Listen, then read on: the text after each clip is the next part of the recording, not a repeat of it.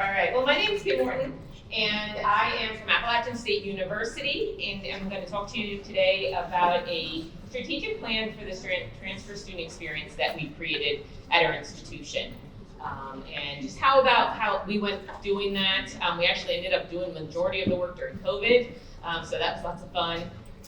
And giving you some tips to perhaps replicate something similar at your institution. Obviously, you can't take a prepackaged program and bring it to your institution and do exactly the same, but it will give you some basic framework about why we did this, how we did this, and what we've done with it since. So I always feel it's important, though, to understand the point that is being expressed and understanding the where my institution is in understanding it. So what works at 2,000 person institution, 20,000 institutions, not necessarily always going to be the same. So again, I do work at Appalachian State University that is in Western North Carolina, Boone, North Carolina. It is a public institution in the UNC system. It is one of 17. We have 20,000 student enrollment. That does include graduate school, but graduate school is only about 1,800, so it's a primarily undergraduate institution. Every year we bring in about a quarter of the population, the new student population, are transfer students. So quarter doesn't really wrap your head around it for the students when we're talking to them, even though it does make them feel a little better. So we also like to quantify it by saying about 4,700 students on the campus began as a transfer student. And that number usually makes our transfer students feel a little bit better. So we bring about 1,500 new in the fall, another 500 or so in the spring to our main campus in June and online. We are in the process of opening a new campus in Hickory this coming fall. So we bought a old building that was a call center housing, and we are retrofitting it. 70% of our transfer students come from community college, mostly from our North Carolina community college system. So they're mostly vertical transfers, and a large percentage, 45%, are first-gen students. So that just gives you a little bit of a background about our population at App State. So why did we choose to create a strategic plan? It's not,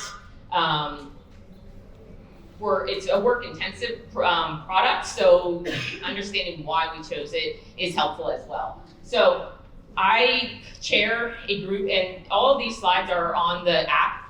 So you're welcome to take pictures, but they are all on the app as well. So we have a transfer services team, which is an internal advisory board. And if you don't have that, I strongly encourage a similar program. And we'll talk a little bit more about each of these points as we go through. But we have a internal advisory board transfer services team. And I've been working with, I've been at Appalachian for about 7 years, and that was my responsibility when I came in, was to work with them. So I've been working with them for 5 years, and we were getting things done, really knocking out that low-hanging fruit. But then we started struggling. What are we going to do? What can we address? And we really felt we needed more data and to identify the gaps in services. We were doing, oh, I heard this, I heard that, I heard this. And now we needed to do a little bit more investigation to where are the gaps for our transfer students. Transfer has not been mentioned in our strategic plan. How many of you guys have transfer in your strategic plan for your university? Okay, only a few, yeah. And so it's not a common occurrence, but the literature out there does state that transfer should be part of your strategic plan, and it wasn't, and we were getting ready to update our strategic plan, so we felt if we could give them this document, that could help them in including it in the strategic plan. Didn't work, but it was still a good thought. And we were also about to undergo our periodic comprehensive review. At App State, every department and every division every 7 years has to undergo a year-long comprehensive review of our services. Come up with strategies to continue the next 7 years of our work. And we were about to come up on ours, and so we also thought this would be a benefit as we're doing that. So those were our three main reasons about why we're going to create a strategic plan. A little bit more in depth. So the transfer services team was charged by the provost to work collaboratively across campus divisions and disciplines to, as you can see, to identify transfer student needs. So the provost way back in 2010 first assigned this, and it actually created our office, which I'll explain our office in a little bit, our structure. But it created the need for an office that was dedicated to transfer students.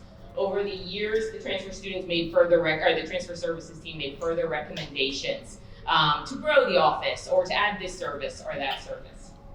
So the team is 24 members. It has a representative from every single academic college. It has a representative from the library, it has a representative from a lot of the student services that directly impact our transfer students. Counseling has a representative that's on it. Career development has a representative that's on orientation. Things that admissions, first year admissions, our institutional research, all of those folks have a representative that are on it, and it allows us when we need that data or we need those resources or we want to learn how are you helping our transfer students, they're able to report out directly to the team about how the services or the programming or what they're seeing with transfer students. And so they're able to also then represent their division or their department on the team.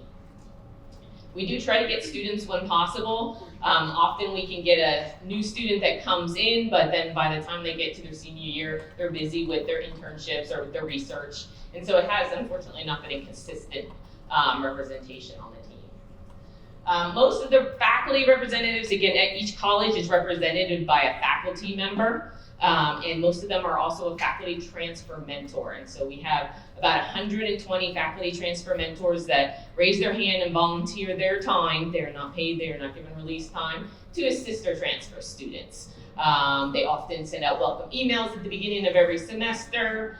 They're listed on our website to be a resource, and students will really reach out to them to, hey, how do I do research with your institution? Or how do I get an internship in psychology and things like that? And so they're a good resource. They read scholarship essays for us, and they do other types of collaborative work with our office. The team does meet monthly during the semester, so we meet total about 8 times a year together. Some of the accomplishments they have done over the years, and this is more of that low-lying fruit that we were able to complete before we got to the point where we're like, now what? What else can we be addressing? So again, they proposed and created our office. We created the Transfer Champion Award, so we often had a freshman advocate, and it was always announced at the end of the year award ceremony, and it was great, and they got a medallion, and it was wonderful, and we're like, well, what about our transfer students? And so we proposed for a Transfer Champion Award to award to our transfer faculty or staff member that is going above and beyond for our transfer students. We've enhanced the support of our early college students. They created a residential learning community for them. We created a club for them, just an opportunity for that population that seems lost between our first years and our transfers to feel the support on campus. We include transfer students in the Common Reading Program. They were not previously included because Common Reading Program also is often looped into our freshman seminar class, and transfer students don't often have to take the freshman seminar class.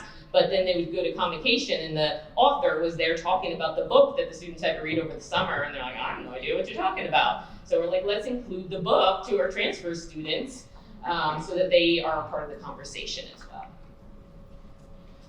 We advocated for that those that are coming with a completed degree, that they could be advised by the colleges rather than our general UC advising over the summer. So those are some of the things that the transfer services team created and had already accomplished in the few years that I was working with them. And then they did some other research proposals that didn't necessarily always come through, but we kept offering our suggestions and our thoughts on some improvements. So then we also have to remember the second bullet about why we did this was our strategic plan. So at the time we were starting this, it was 2019, the fall of 2019, we were getting together like, okay, what projects do we want to work on this year? And I don't know, we feel like we've done a lot of it, what we need to figure out where we still need to go. And so we were just finishing up the last strategic plan, and they were getting ready for the next one. Now, unbeknownst to us, COVID was about to strike, and so they put the plan on hold, and they did a bridge strategic plan for a year, and then they came back, and they did that. The right side is just to give you an idea of the transfer population at the UNC institutions, and for those that are unfamiliar with North Carolina, we're up here. So we do bring in, compared to all the other institutions in North Carolina, a large chunk of transfer students. And then our office, and this is usually where I get some jaws dropping, and I'm really not trying to brag, but we have a very robust office. So transfer admissions and engagement has 22 full-time staff dedicated to transfer students. Now, that doesn't mean everything's under one roof, so we do everything transfer. So we do admissions counseling. We have 5 recruiters that are out on the road. They also do pre-transfer counseling for those students, so they all help them in choosing what classes they should be taking at their current institution, creating and updating transfer guides, outreach, community, college fairs, that sort of thing. We do all the application processing for our transfer students, our decisioning. We do credit evaluation for the entire university, whether they're first year or a transfer. So we have 3 credit evaluators that do all credit evaluation for our institution. But then we also stick with them. We don't then just say goodbye, see ya, good luck. We also work with them as a transfer student while they're here. So we do transitional assistance. We work collaboratively with our off-campus housing, with our housing, with our orientation, and we are co-partners in creating and doing orientation. Welcome to App Weekend. We have a transfer residence hall, and 2 of my staff have offices in the residence hall. We do engagement programming. Transfer Tuesdays, every Tuesday we have the residence halls at former hotels. So we have a beautiful ballroom, and we do all kinds of programming there.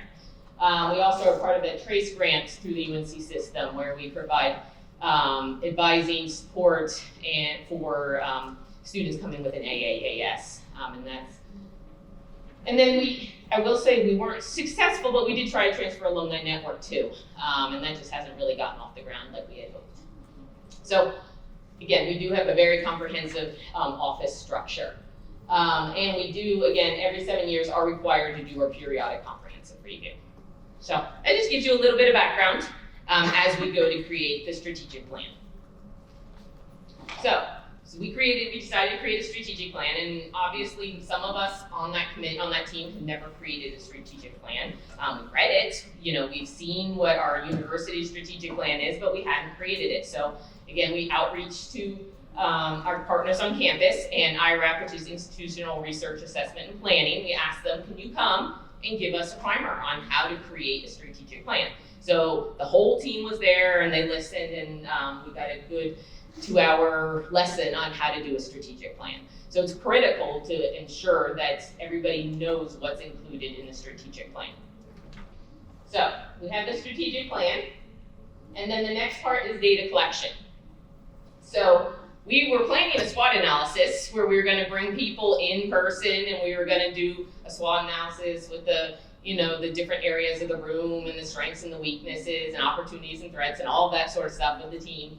And COVID hit, and we're like, okay, well, let's try this online, right? Well, everything else is online. Let's see how we can do this online. And so we created a Qualtrics and asked for the strengths, the weaknesses, the opportunities, and the threats of the transfer students, their experiences, what they were facing. It actually turned out to be a positive that we did it online, because we encouraged them to then share the SWOT analysis questionnaire with others in their department, which had we done it in person, we probably would not have asked and opened it up to a wider audience, just for space and for the ability to keep it controlled. But by doing it through a Qualtrics survey, it was able to go much further, and we got a lot more feedback than we might have had we done it in person. So that gave us a good chunk of data. We also had some student surveys. So every year I send out a survey to all the students that had come in that year as a transfer student, just asking them about their experience. What went well, what didn't went well, are you involved, do you feel a sense of belonging, how was your credit evaluation, where are you living, how hard was it to find housing, all kinds of things, a little really wide varied, a lot of open text because I'm a qualitative person. And so that gave us, we had 5 years of data there. And then we also the university does something called a New Mount survey. We used to do MapWorks, but it got too expensive, so they created their own internal version of that. And from between 6 to 10 weeks of the first semester, students are asked, how's it going? Are you going to class? Are you utilizing resources? Do you know where the library is? that sort of stuff. And so we had all that data from the transfer students as well. Plus, we went and we asked our transfer student mentors. We have about 15 transfer student mentors, and we did a mini focus group with them, because again, it was COVID, and so that was the population we could actually get in a Zoom room and ask them some questions. So we had all of that data. So we collected it, pulled it, everybody reviewed it in their spare time, and that gave us the data that we used for the strategic plan. So then we went through and we identified themes. So we had a smaller subgroup that went through really and identified all the themes, pulled them out, and identified the 6 larger themes that you can see on the slide there. And that's where we settled on in terms of what we thought were things going. So communication went from not only our pre-communication with transfer students before they ever came, but also as they're coming through the transition and as they're a current student. So it was, we gathered them into those 6 themes. And then we split the group into 6 smaller goals. And this took about a half a year, a whole semester of going through in the smaller groups and identifying the initiatives from the data. So they reviewed the data to identify each theme, initiative is what we called them. So for infrastructure, okay, get housing, huge in Boone, parking, different infrastructure things. We felt that initiatives had to be achievable, but also impactful, so we had to be able to make a difference. But we also realized that not all the initiatives were going to fall on us. Some of them were going to be things, again, parking. I can't create a parking lot, but it is something that we can make a recommendation to the institution based on feedback we're hearing from the students, feedback the faculty heard from the students, and put in the SWOT analysis, and that allowed us to then focus down on the initiatives.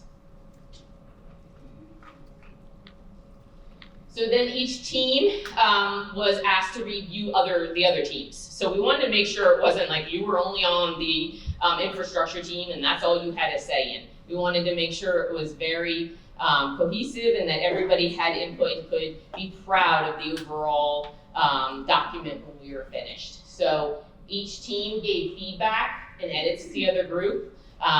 Just Google Docs, nothing fancy. We were just going through, people were adding comments, asking questions, asking for clarification, to make sure that every team member had an input and a voice in each goal and initiative. Okay, and this again went on for a little bit. Then you started getting into the nitpicky of the wording of it and making sure it was representative of the final outcome. So that was the strategic plan. I mean, it wasn't secret sauce or anything, but it did create a lot of collaboration and a lot of work through it. So this gives you an example of what the strategic plan, some of our initiatives came from. So for advocacy, the first one was we need to advocate and transfer specific information. We had a lot saying that they felt we used a lot of freshman-centric language across campus. Someone's agreeing up here with me. So, how can we make sure during, welcome to App and when we're taking our first year picture with everybody in NA, that they're not, I heard them saying, come on first years, come on freshmen, come over here. And we wanted to make sure that it was including our transfer students whenever they went to an event, they didn't feel like an extra, that they were included in it. So that's an example. The other one we have a big issue with is scholarships, and I'm sure I'm not alone in that as well. We have over $3 million in scholarships for our freshmen, our first years, and we have $40,000 for our transfer students.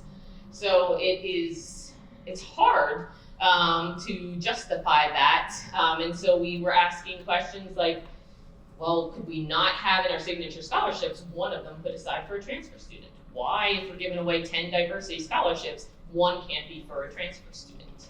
And so those are some of the questions that they were asking, and that's where some of the initiatives came from.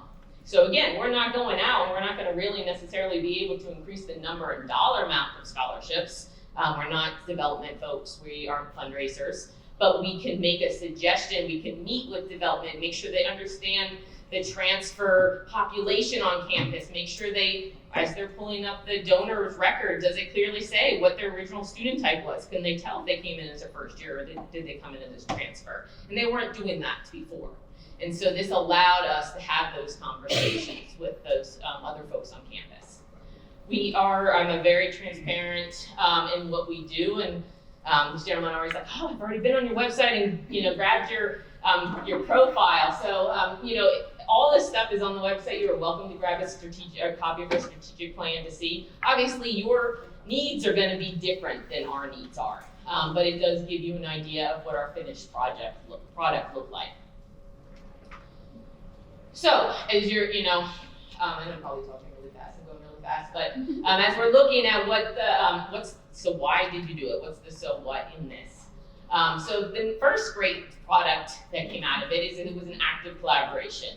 So it was with our faculty mentors and departments that provided input in the SWOT analysis, but again, this transfer services team is getting out and collaborating with other departments, talking about transfer students that we would not have done in the past had that not happened. So it continued to expand the collaboration between departments and colleges. It also gave us a really great review of what is going on with our transfer students. We think we know what's going on with our transfer students, but we don't always know what they're thinking. And so by doing a deep dive into the data, the surveys, the SWOT, the focus groups, it allowed us to get a unique look at the needs of academic and social needs of our transfer students. Not only do we want them to be successful in the classroom, but we want them to be successful on campus, find that sense of belonging, feel like an apt student. How many of you are solo transfer champions on your campus? Yeah, lots of you.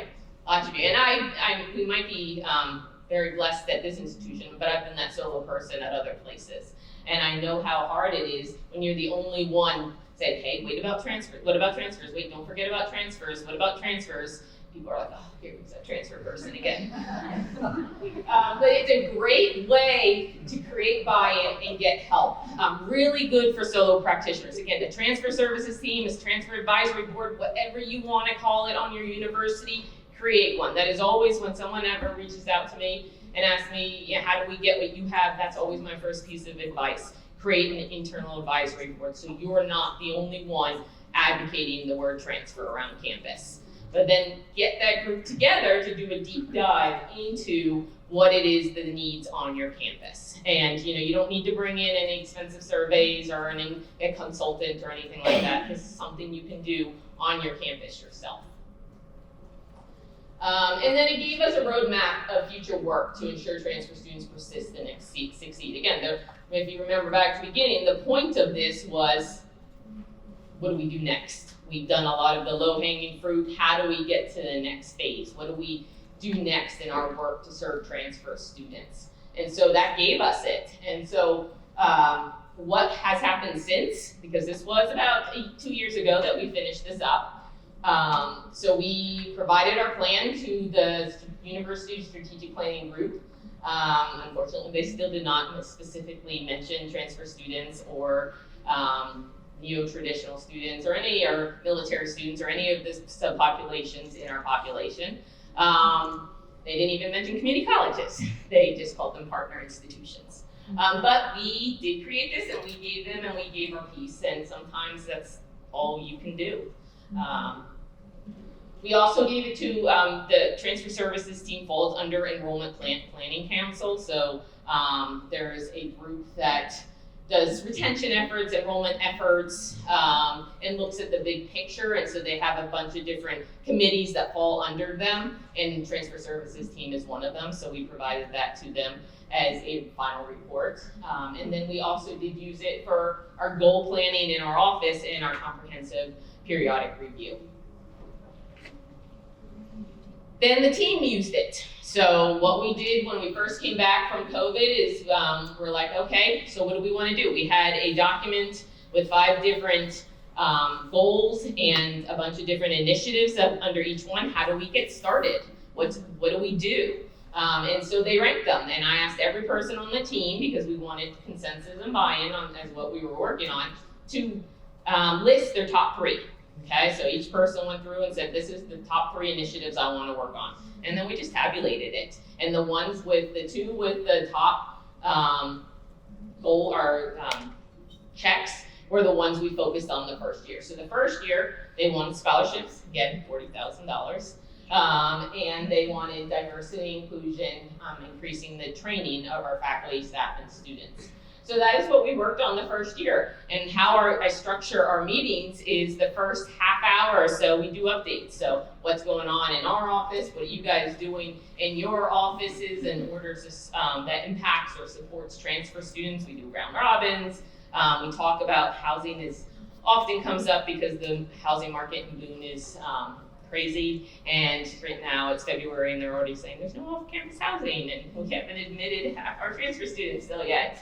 And so, those are some of the discussions that we get into, but then we split into our groups. And because everybody's busy people, they utilize the meeting times to do a lot of this work. And so they might invite a speaker in to talk to that subgroup about what they're working on. So for scholarships, they brought to the scholarship director from our financial aid and scholarship and asked for them, explain how this works, how can we do it? They brought the development person in, how can we make sure that transfer is something you're recognizing as you're talking to donors and that sort of stuff. And then they wrote up some talking points and some proposals and recommendations that we were able to pass on. And same with the diversity inclusion, they did some outreach, talked to the person over diversity and inclusion on our campus, also the person in admissions that oversees diversity and inclusion, got some information, made some recommendations. But they don't want to hang it up and say, okay, we solved the issue in a year, because that's not realistic, right? So now we're in year 2, and so one of the groups is still continuing the work that the 2 groups were doing last year, and the second group is looking at a new initiative. And so they're looking right now at pre-transfer arrival communication.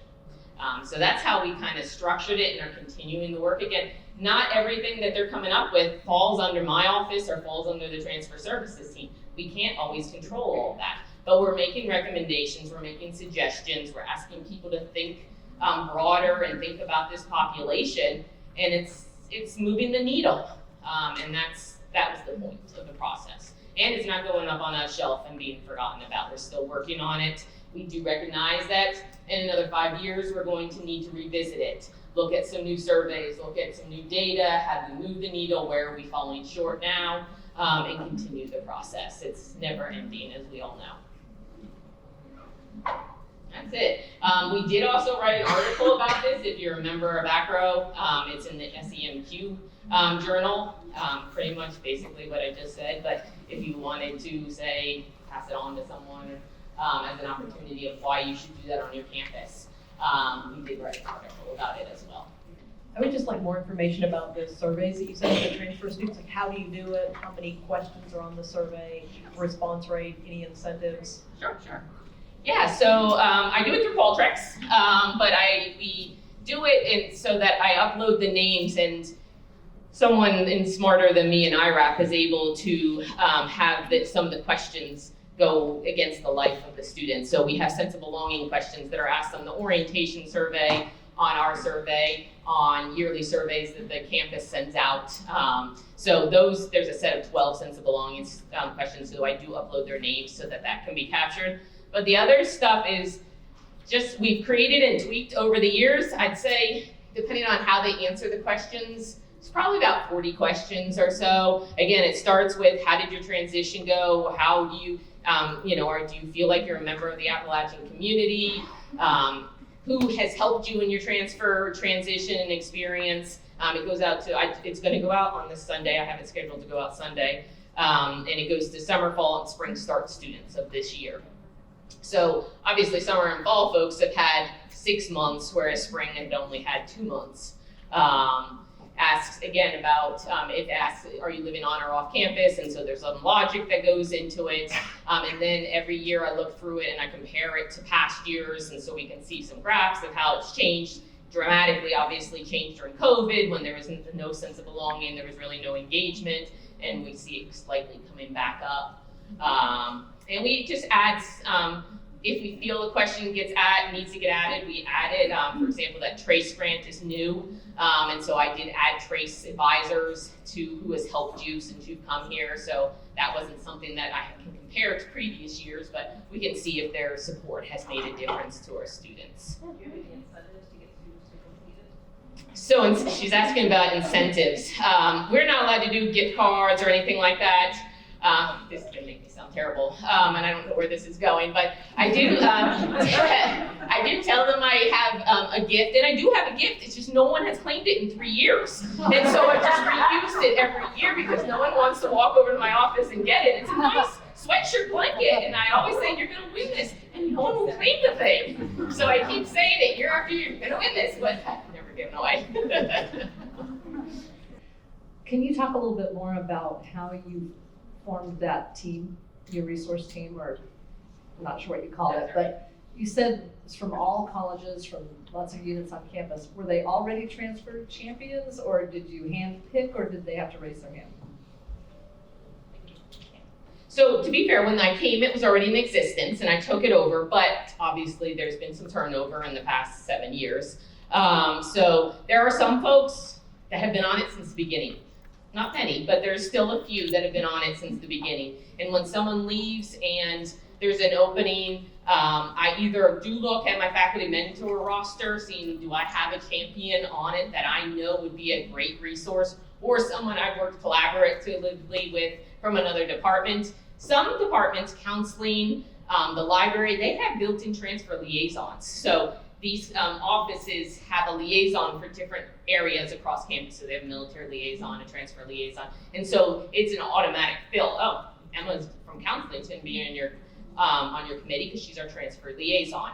Others, I often reach out to people I know saying, hey, I need a new person. Who do you have? Who can you think of? And unfortunately, every once in a while, something goes unfilled for a little bit because I just can't identify someone. When I do identify someone, I kind of meet with them one-on-one, explain the process, the team, make sure they understand the expectations, can really fit it in, because we do seem to meet at a consistent time because it just has worked for years and it's at the end of the day. So if they have kids and they want to leave, that doesn't usually work out. So try to be upfront about that. I've also made them come back in person, and I get a lot of resistance from that, but Zoom meetings they don't pay attention, and so I do not allow for Zoom meetings anymore. So they have to come in person. Advisors, faculty, administrators, all of them? It depends. She's asking as faculty, administrators, staff, it depends on the unit. So again, the colleges, I really want a faculty member. I want a teaching faculty member that can provide that point of view and that point of reference. If it's a staff or a department, career development or counseling, it's obviously going to be a staff person. Someone, again, who I have usually collaborated with that have worked, I do events, we do engagement events, and often table and have representatives come on behalf of those offices. So I trust them, I know them, and so I've created a good group, outreach group. Yeah. Do you do anything different to distinguish the support for what I'm going to call traditional transfers versus non-traditional older adult transfer? So app has been so far a very traditional student focus. This group aside, I have also created a rogue support non-traditional student work group. It is not a population. The university, again, I shouldn't be saying this on tape, but it's not a population the university has really put a lot of attention to, but there's a small group of us that think it's really important. Boone, again, I know I keep saying housing, but it's next to impossible to find family housing in Boone, childcare in Boone. It's really hard for a non-traditional adult student, and so we're trying to create some support and some another team like this almost to support that office. Now we do bring in that population, and this group did a survey pre-COVID of that population, just wanting to get some feedback on how they're going through. And a lot of our non-traditional students do fill out the survey, and you can tell because of the comments they're making in it, and the different type of concerns they might have. So it's, oh, and I don't think I answered that one question that someone in the back had asked. We get about 15-20% response rate on that transfer survey that I send out every year. Hi, my name's Caitlin. I'm from Morton, North Carolina State University. Yay! But I'm new, and so early college students are newer to me. I have not been at a state that has so many of them. So how does that factor into what you do and providing support for transfer students? Because at least at our institution, they're considered, a lot of them are considered transfer students. So yeah. So on our campus, they're considered first years.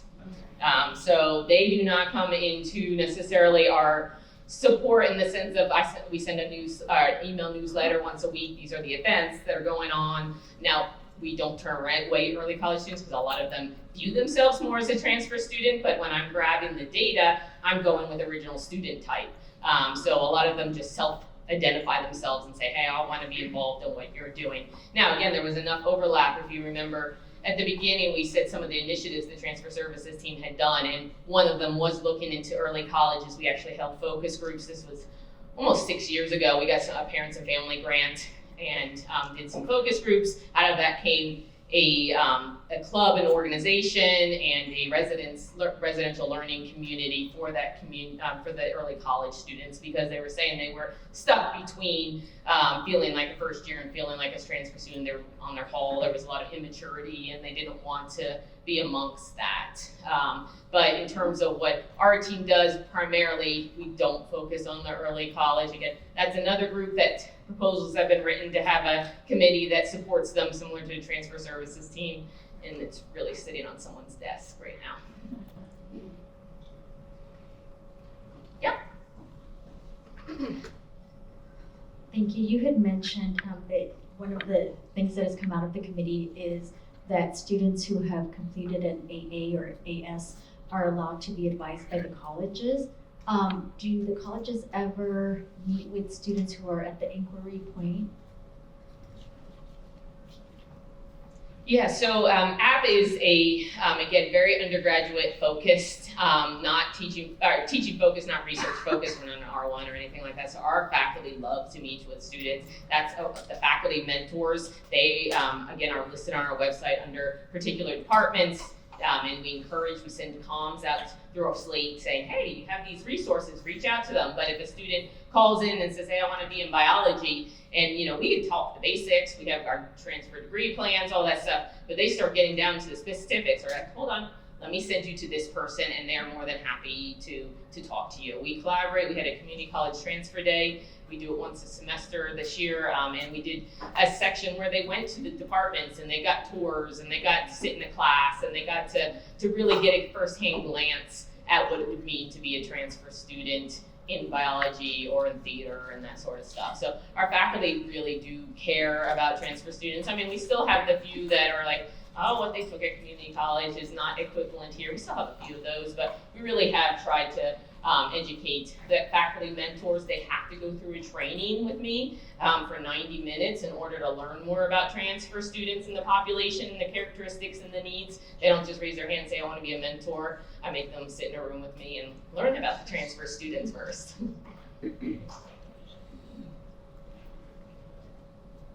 You mentioned that App State is opening a Hickory location, and I'm curious, is that also going to be serving first year and transfers, or is it focused on transfers? And the reason I'm asking, so my university has a historic home in the center of Washington State, but we're co-located with 6 community colleges around the state, and it is challenging to serve our transfer students in all of our locations from a transfer hub that's in Ellensburg. Sure. That's great questions, and depending on the day, the answer is different. So when we are first planning it, what we had been told was it was going to be mostly transfer adult students that didn't want to leave home, had started at a community college and wanted to finish there. However, it has changed in the last month or two, and now they're saying, hey, you can, all these first years who don't want to go away right away, you can start here too, and it's actually getting a little harder to find the classes that the upper class, students coming in with an associate degree might need. So we're curious to see how it's going to play out. I think long term, and this is just me, not App State, I do think it's going to be higher numbers of transfer adult students. Hickory is what I'm told. I'm not originally from North Carolina, so I'm not 100% sure of all the towns, but it's the next biggest town in North Carolina, city, in North Carolina that does not have a UNC institution. And so it was the untapped market in North Carolina. They're thinking that there's a lot of opportunity for returning adults, completers, people who had stopped out. And so again, we're still building it. Right now we have maybe a dozen staff there, and they're hiring a bunch of folks to be on that campus. They're still renovating it. It's not SACS approved yet, so we have to have that asterisk. And yeah. Can you tell us a bit more about your transfer champion award, nomination process, any politics that go along with that? Who wasn't nominated or selected? Not have politics with it, actually, unless you count that folks in our office are nominated and I don't let them get nominated. I say, your job is transfer. So as much as you're doing a wonderful job, you can't be the champion. This is for our partners and people outside our office. So it's part of the Gen Ed awards. And so the university actually has included it on that. It goes out in a call for nominations, but then I also go on my own and send it directly to our students and say who has helped you, who has been your champion, and so they need to not only give the name, but I ask them to give a reason of why. A lot of the award committees on our campus, then they want references and other people to speak on their behalf, and that's not what this is about. This is more about the student or the staff member who's saying this person's doing above and beyond. So it's really based on the nomination, and then I ask the people that are nominated to provide a resume and a statement of what they feel they do for transfer students. And then I have a committee. It's usually 2 students, 2 of our faculty, our student mentors, last year's winner, and then 2 folks from the transfer services team. And they review all that, and we don't leave the room until they come to a consensus on who the winner is. It comes with a small monetary award, I think $250. And then they're recognized at an award ceremony, and then we have a plaque in our office that lists every award champion as well. Yes, so to piggyback off the transfer champions, I'm just curious as to what you actually go through with them when you say they have like a 90-minute training with you. Because at my university, we do have something called faculty champions, and they are like willing to be a part of our faculty appointments on campus visits where students can sign up, both freshmen and transfer, and sign up during their visit to have an appointment with them, either before or after the tour. And I was just curious, what is your training process as far as on the having the transfer champion? So we're getting the 2 terms interchanged. Champion is the award. The faculty transfer mentor is what I do the training for. And so this could be staff too. It's just faculty, they're more visible. So it's called faculty transfer mentors. And so they do some different things on campus. When we were doing the community college transfer day, they were the ones I reached out to do the academic insights. We reach out to them. We do welcome tables and welcome tents at the beginning, and I'm like, hey, stop by, welcome our transfer students. I provide them all with a list of all the incoming students by major so they can outreach to the students in their major and saying, hey, my name's Sue, and I'm in creative writing. If you have any questions, if you have any needs, please feel free to stop by. Here's my office location, that sort of stuff. They read scholarship essays. They just do various things that are transfer specific to help the population. Now they certainly may meet with transfer students. We don't necessarily set up those appointments. If they call up and say, hey, I'm coming up for a visit and I'd like to meet with the department too. Some departments prefer that student meet with the chair, and some departments are like, hey, you can meet with the the faculty mentor. Keep in mind, some of the faculty mentors are also adjuncts, and so they're not advisors, and so they're not necessarily in that role. They just are a lot of our faculty mentors were transfer students themselves, and they just want to turn the role for our current students, and so they don't go through the same challenges they did as a transfer student 10, 15 years ago. So what does the 90 minutes look like that they have? Oh, for the training, I give an overview of transfers nationwide to North Carolina, to App State. We go through what survey results, we go through what our office does for them, we go through how they might help transfer students. I'm happy to share the training, PowerPoint. I'm a big believer in sharing, don't recreate it. You can take what you want and change it, but I'm happy to share that if you just send me an email. Awesome, yeah, thank you. Yeah. All right, guys, I hope this was helpful. I enjoyed having the conversation, and again,